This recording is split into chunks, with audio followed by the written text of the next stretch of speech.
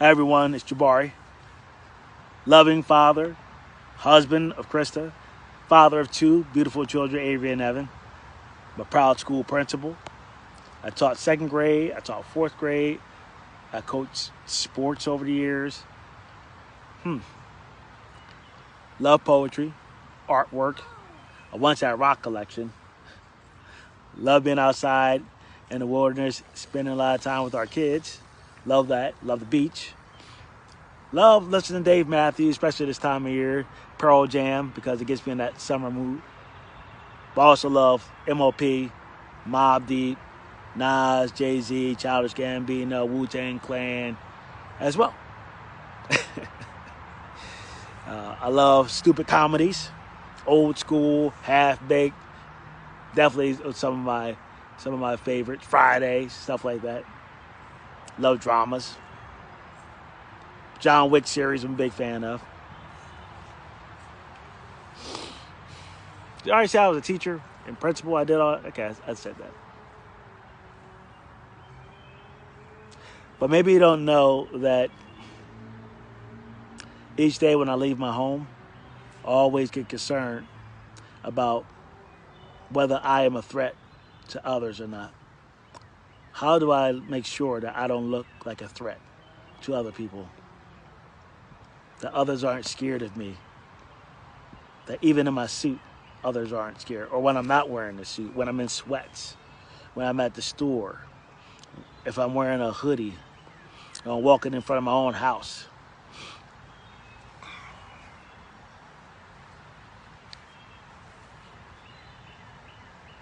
How do I let people know that I'm safe?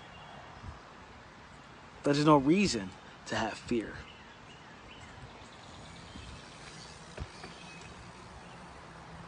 How? I am seriously concerned that each day, if someone is ignorant and have prejudice or bias, that I'm not making it home. That I'm not making it back to my family, which is my sole goal every day. And it shouldn't have to be that way.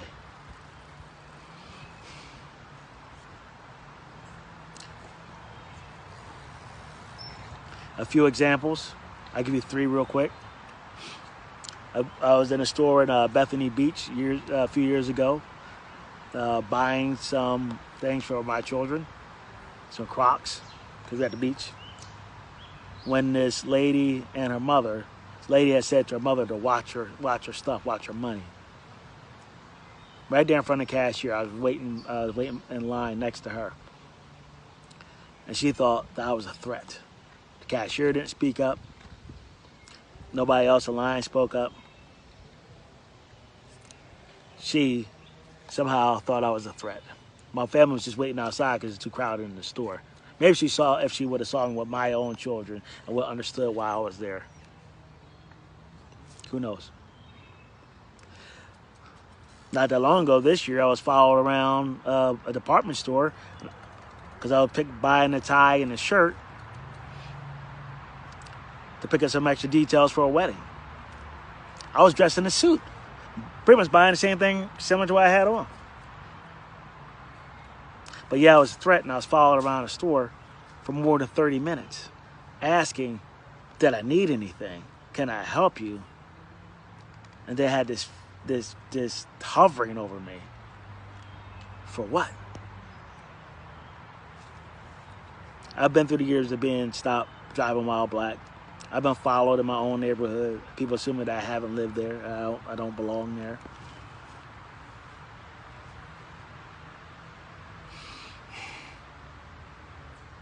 And many of you know who I am.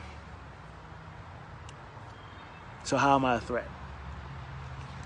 Only bias and ignorance leads people to that conclusion.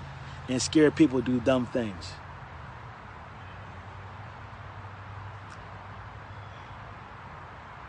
That situation with George Floyd, and I could care less about all the other things that what people say. You don't know what happened. You don't know. He could have been drunk. It could have been nonsense. Everybody has a right to due process, which is also part of our Constitution, a part of our laws. But I watched the man's life get snuffed out. And I'm no different. I was a brown body that's got rolled up onto a stretcher that I witnessed. And look, I grew up in the hood. I grew up and I've seen death. A good portion of people that I grew up with are no longer around. But some of that, there's some decisions made. I'm a firm believer of taking that pause, that moment between stimulus and response, and having the ability to have a professional response. I practice stoicism. I believe in leadership. I lead and control narratives in communities that I serve. But yet, when there's this moment spiraling out of control from ignorance that I have zero control over, it does leave someone devalued or diminished. And the way I keep moving forward is the fact that my ancestors that came before me dealt with the same nonsense and maintained their dignity. But enough is enough. I can't go angry black on people. There's a lot of pent-up frustration. Luckily, I lift weights. Luckily, I get outside. Luckily, I have activities. Luckily, I have a supportive network. But I can't expect all my friends to really grasp or understand what I go through every day, what's in my head. And people ask that heavy question right now, that loaded question of, so how's everybody doing? Do you really want to know the answer? Do you really want to know that vision of George Floyd being rolled onto a stretcher is playing like a video on loop on my head every single day? And it leaves you powerless, almost paralyzed to think about it.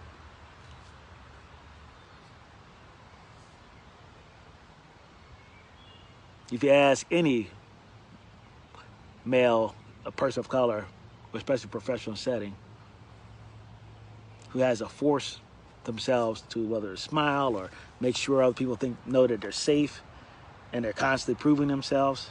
Now I'm far enough in my career that I've gained respect of my peers. But there are still those moments. Something as small as being at a national principals conference. I'm with peers all day long from all over the country. And then it's time for me on our break to go buy some coffee down at the local Doka Donuts inside of Convention Center. I watched a couple people before me buy their coffee with their money, same way I'm paying for it, with like a $20 bill. And after 3 people go before me make their payments, it's my turn.